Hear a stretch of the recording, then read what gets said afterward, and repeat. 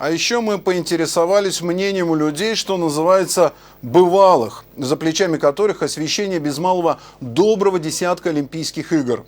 Наши корреспонденты встретились с американским спортивным журналистом Стивом Келли.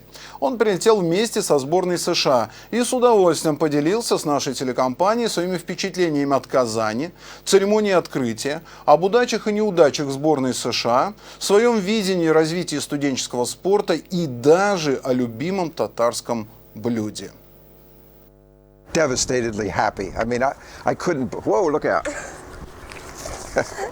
Let's try that again. Стив Келли, американский спортивный обозреватель, автор статей всемирно известного еженедельника Seattle Times, в спортивной журналистике почти 40 лет. Вы впервые участвуете в таком масштабном событии, как Универсиада.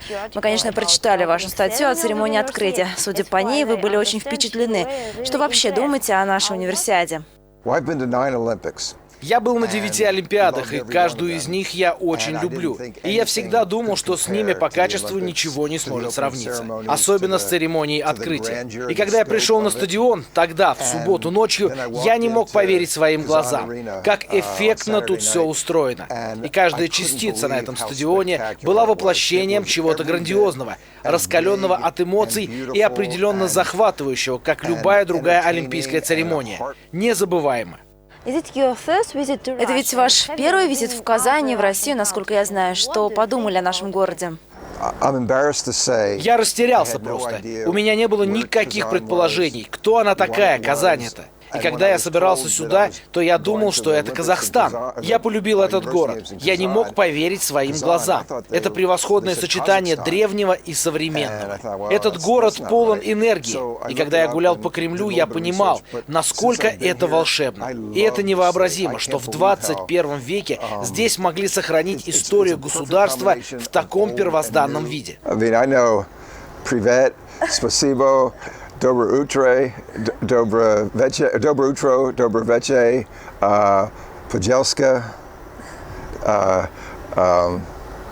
до свидания, да, нет, that's it. А какое ваше любимое блюдо здесь? Уже попробовали нашу татарскую кухню? Что самое первое было? Иш-бишмак. Хочется схватить этот треугольник и бежать. А чем вы сейчас занимаетесь, кроме похищения треугольников, конечно? Когда сформировалась универсиадская команда в Россию, меня спросили, хочу ли я в Россию. Я ответил, конечно же, я хочу. И сюда меня взяли ведь не бегать по дорожкам. Ну, почти.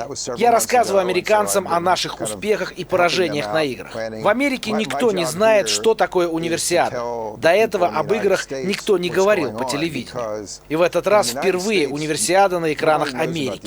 И я думаю, что для многих соотечественников это будет окном в другой яркий мир, который они до этого не видели. И после этого все больше людей будут знать об играх. В 1980 году Америка бойкотировала Московскую Олимпиаду. И это была ужасная и еще раз повторю, ужасная ошибка.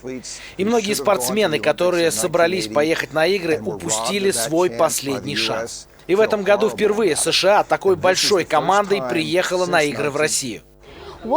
Как оценивается золотой медальный дождь России? С чем это связано, по вашему мнению? Есть разница между Россией и США. У вашей сборной много олимпийских чемпионов, у нас их нет. Простите, есть один, это синхронист. И мы используем эти игры как опыт, чтобы стать лучше к следующим Олимпийским играм. Ваша же сборная, она очень сильная.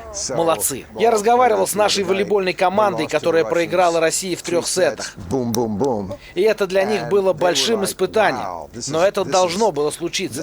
Почти вся Америка смотрела эту игру. Сразу же после матча журналист отписался в своем блоге. Игру сборной России он сравнил с напором великого боксера Мухаммеда Али. А что вы думаете о российской прессе? Мне кажется, между нами нет разницы. Мы везде одинаковые. Мы делаем свою работу и делаем это хорошо. Вы сами спортом занимаетесь? Какой вид больше всего вам нравится? Мне уже 64 года. Да, я слишком стар, чтобы заниматься спортом. Ну правда. А так, я люблю, очень-очень люблю баскетбол. Мне вообще нравится спорт. Это моя жизнь и моя профессия.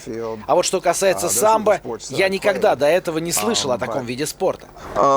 I'll be back for sure. Я обязательно вернусь в Россию. Знаете, у меня был список стран, в которые я хотел бы поехать, но там не было России. Вот теперь я думаю, какой же я был дурак. Дзен Махмутова, Рустем Залилиев и Александр Лобанов. Республика. Итоги недели.